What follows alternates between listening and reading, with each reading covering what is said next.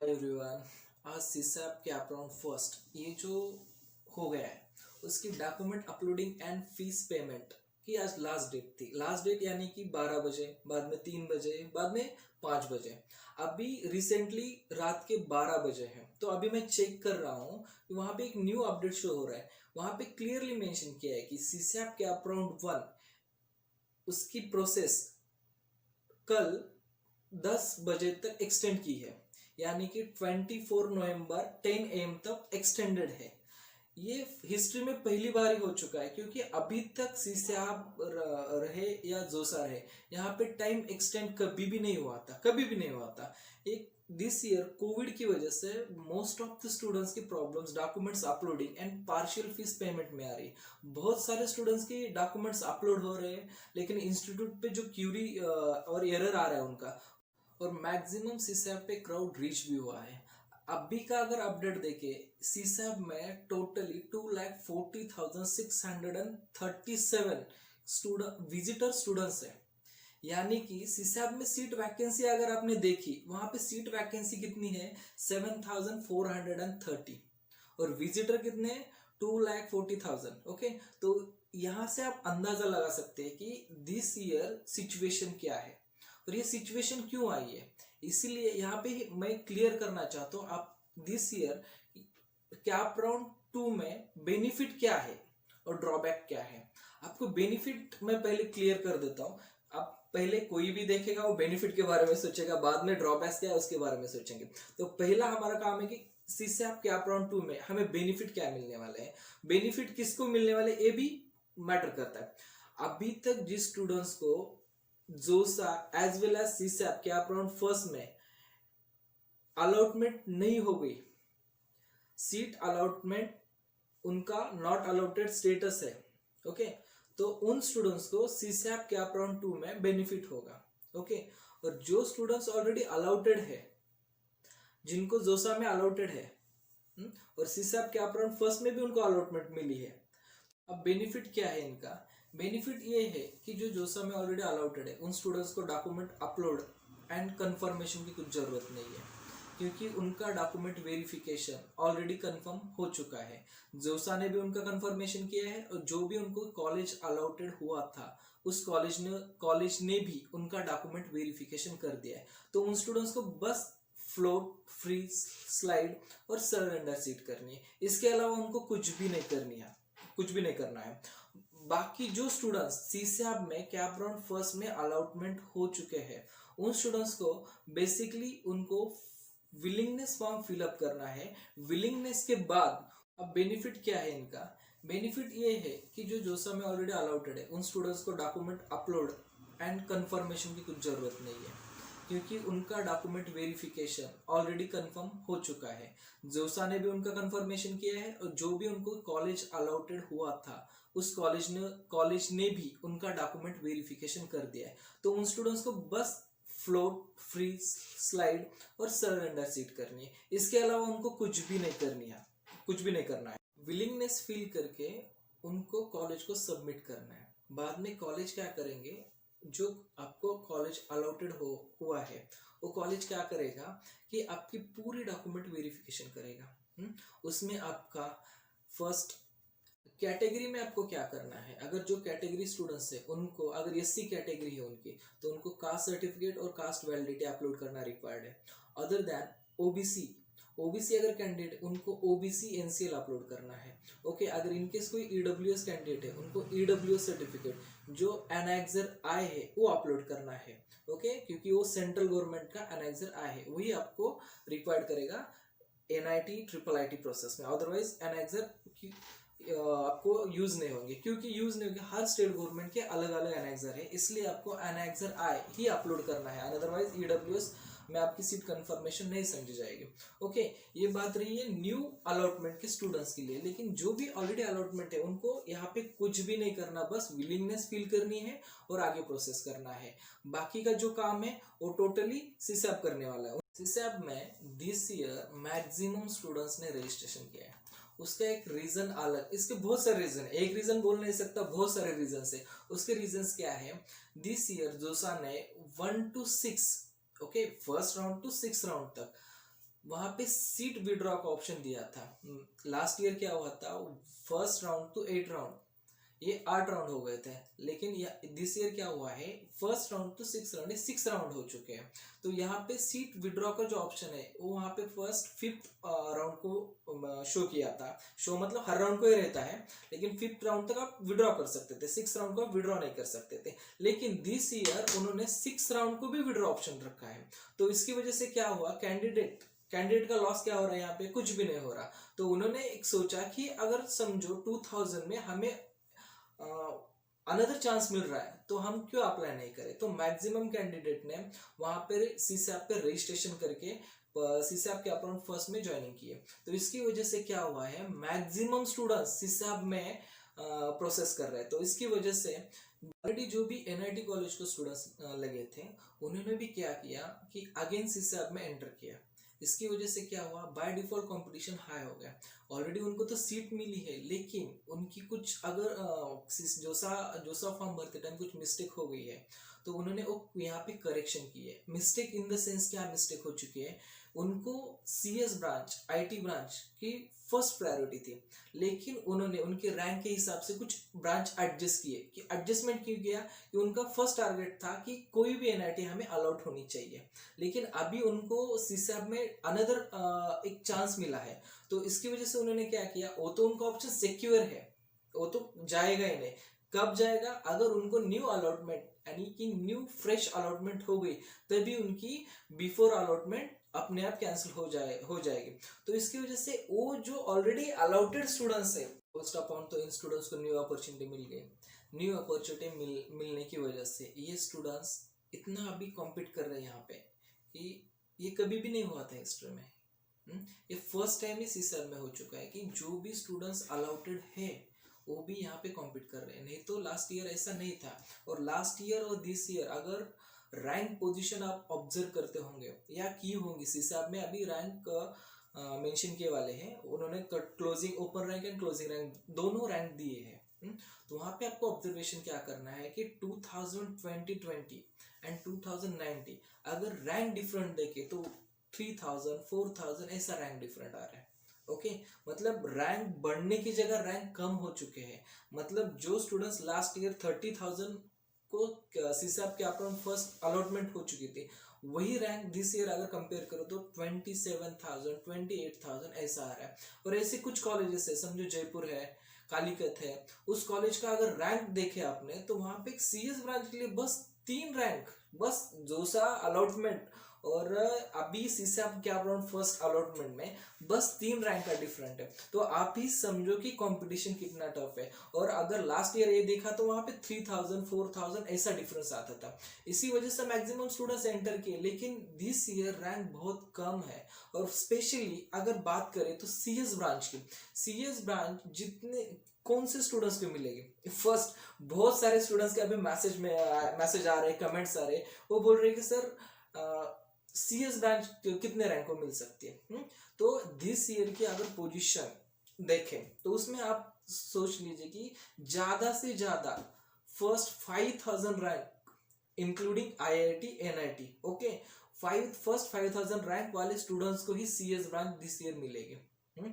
जो भी 5000 के आगे है उनको मिलेगी, लेकिन कौन से कॉलेज मिलेंगी, अगरतला, दुर्गापुर, मणिपुर, हमीरपुर ऐसे कॉलेज में मिल जाएंगी। जो भी टॉप 5 एनआईटीज है, टॉप 5 एनआईटी कौन से है, फर्स्ट त्रिचिपल्ली, वरंगल, रोरकिला, कालीकट, सूरतकल, ये टॉप 5 एनआईटीज है। इस टॉप 5 एनआईटी में आप सीएस के बारे में सोचो भी मत। जो 5000 के आगे है उनको सोचना भी नहीं चाहिए कि हमें सीएस ब्रांच इस कॉलेज में मिलेगी, चाहे उनकी वैकेंसी क्यों ना हो, फिर भी उनको कॉलेज नहीं मिलेगा। ये मैं आपको क्लियर कर देता हूं।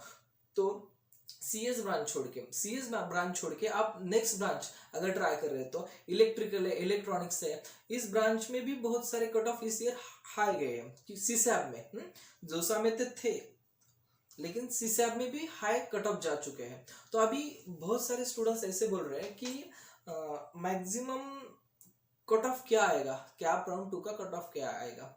क्योंकि मैं आपको एक बात क्लियर कर देता हूँ, कट ऑफ कैप राउंड 2 का अभी बताना गलत है। क्योंकि अभी क्यों बताना गलत है, क्योंकि अभी जो कैप राउंड फर्स्ट हो चुका है वहां पे बहुत सारे स्टूडेंट्स ने अपनी सीट सरेंडर करी है। वहां पे सरेंडर सीट करने की वजह से वहां पे कैप राउंड 2 पे वैकेंसी ज्यादा बढ़ गई है। जो भी स्टूडेंट समझो लोअर एनआईटीज में अलॉटेड है या ट्रिपल आईटीज में अलॉटेड है, उन स्टूडेंट्स ने खुद की जो सीट है वो सरेंडर कर दी है। तो सरेंडर रेशियो कैप राउंड 1 के बाद ज्यादा है, इसलिए कैप राउंड 2 में वैकेंसी ज्यादा होगी। तो अभी स्टूडेंट सोच रहे होंगे सर हमने तो ऑलरेडी सीट सिलेंडर कर दी, फिर हम क्या करें। तो अभी भी आपको 10 बजे तक चांस है, कल 10 बजे तक चांस है। 24 नवंबर 10 AM तक आप आपका विलिंगनेस चेंज कर सकते हैं। अगर आपने सिलेंडर कर दिया है सीट, तो आप विलिंगनेस चेंज करके आप उसको फ्लोट में रख सकते हैं। ओके, अगर आपको कैप राउंड 2 में जाना है तो, अगर आपको जाना नहीं तो आपको बस जो भी आपने ऑलरेडी ऑप्शन किया है फ्लोट, स्लाइड, फ्रीज, वो आप कंफर्म रख सकते हैं। मैं किस स्टूडेंट्स के लिए बात कर रहा हूँ, जिसने भी सीट सरेंडर की है। तो विलिंगनेस चेंज करने आ सकता है। ओके, कुछ भी टेंशन लेने की जरूरत नहीं है यहाँ पे। ओके, अभी आपको क्या करना है आगे। अभी जो कैप राउंड फर्स्ट के जो स्टूडेंट्स है, तो कैप राउंड फर्स्ट के स्टूडेंट्स को समझो न्यू अलॉटमेंट चाहिए, तो उनको क्या करना है, बस फ्लोट करना है, फ्लोट करके वेट करना है नेक्स्ट राउंड के लिए। लेकिन जिस स्टूडेंट्स को अभी तक सीट अलॉटमेंट हुई नहीं है, उनके लिए क्या करना है, उनको फर्स्ट की जो हमने ऑप्शंस फिलअप किए हैं वो ऑप्शन सच में टॉप 5 एनआईटीज के हैं, अदरवाइज जो अपने होम स्टेट एनआईटीज के हैं या अपने नियर बाय कनेक्टिविटी हिसाब से या प्लेसमेंट के हिसाब से अगर अच्छे एनआईटीज है तो आप कैप राउंड 2 ज्वाइन कीजिए। अगर इनकेस आपने एक समझो लोअर एनआईटीज फिलअप किए वहां पे, तो आपको कोई भी जरूरत नहीं है कैप राउंड 2 ज्वाइन करने के। आप स्लेंडर सीट करके वहां से एग्जिट ले लीजिए। क्योंकि एग्जिट क्यों ले लीजिए, यहाँ पे ड्रॉबैक क्या है, मैं एग्जिट क्यों लेने को बोल रहा हूँ आपको। अगर आपने एग्जिट नहीं लिया और कैप राउंड 2 में समझो, एक मैं आपको एग्जांपल देता हूं, मैं किसी एनआईटी को कम नहीं समझता और किसी ब्रांच को कम नहीं समझता, बस एग्जांपल के लिए मैं आपको बोल रहा हूं। समझो किसी स्टूडेंट्स को एनआईटी गोवा अलॉटेड हो चुका है, लेकिन उसकी ड्रीम थी, उसकी चॉइस थी कि मुझे एनआईटी त्रिची मिलना चाहिए, एनआईटी सूरतकल मिलना चाहिए। तो इस केस में मैं क्या करूं। तो अगर समझो उस स्टूडेंट्स ने कैप राउंड 2 ज्वाइन किया और उसको फर्स्ट कैप में गोवा अलॉटेड हो चुका है और उसके सेकंड कैप राउंड में अलॉटमेंट चेंज ही नहीं हो गई, अलॉटमेंट सेम रही, अलॉटमेंट पे not allotted in second round ऐसा आ गया, तो आपको एनआईटी गोवा जाना ही पड़ेगा। केयरफुली सुनिए, आपको एनआईटी गोवा जाना ही पड़ेगा, क्योंकि जो आपकी कैप राउंड फर्स्ट की सीट है वो आपको कंफर्म लेनी ही पड़ेगी। अगर आपने वो सीट नहीं ली, मैंने डिस्क्रिप्शन में कहा है आपको ड्रॉबैक्स क्या है और बेनिफिट्स क्या है, मैं अभी ड्रॉबैक्स के बारे में बात कर रहा हूं। अगर आपने एनआईटी गोवा में कैप राउंड 2 की सीट अगर नहीं ली तो आपकी जो 37,000 वो आपको रिफंड नहीं मिलने वाले, टोटल अमाउंट आपकी लैप्स हो जाएगी। उसमें जो भी आपको मतलब प्रोसेस करना है वो अभी 10 बजे के पहले ही करना पड़ेगा, नहीं तो आपकी टोटल अमाउंट लैप्स हो जाएगी।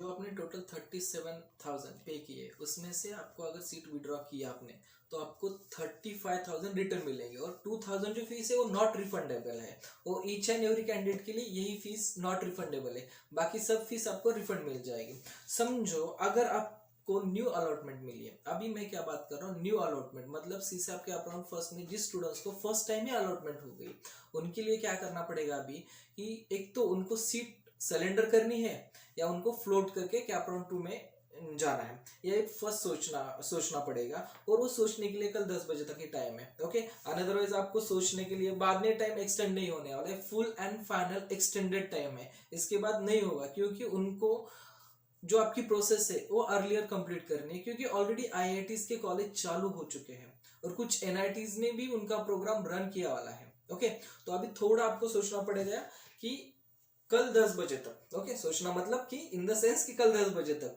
और जो स्टूडेंट्स नॉट अलाउटेड है, जो स्टूडेंट्स नॉट अलाउटेड है, अगर उनके ऑप्शंस अगर बेटरमेंट या उनका जो ऑप्शंस का टॉप सीक्वेंस अगर अच्छा है, तो ही आप कैप राउंड 2 में जाइए, अनअदरवाइज आप सीट विड्रॉ कर दीजिए और एग्जिट ले लीजिए इस प्रोसेस से। अगर आप कैप राउंड 2 में जाएंगे, वहां पे आपको सीट अलॉटमेंट भी हो जाएगा, इन केस कोई सीट अलॉटमेंट भी हो जाएगा।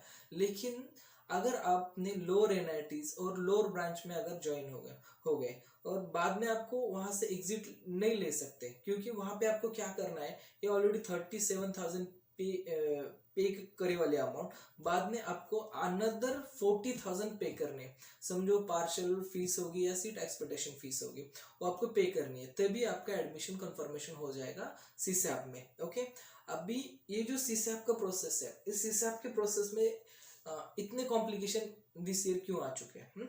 इसका मेन रीजन है कि ये टोटल प्रोसेस ऑनलाइन हो चुकी है।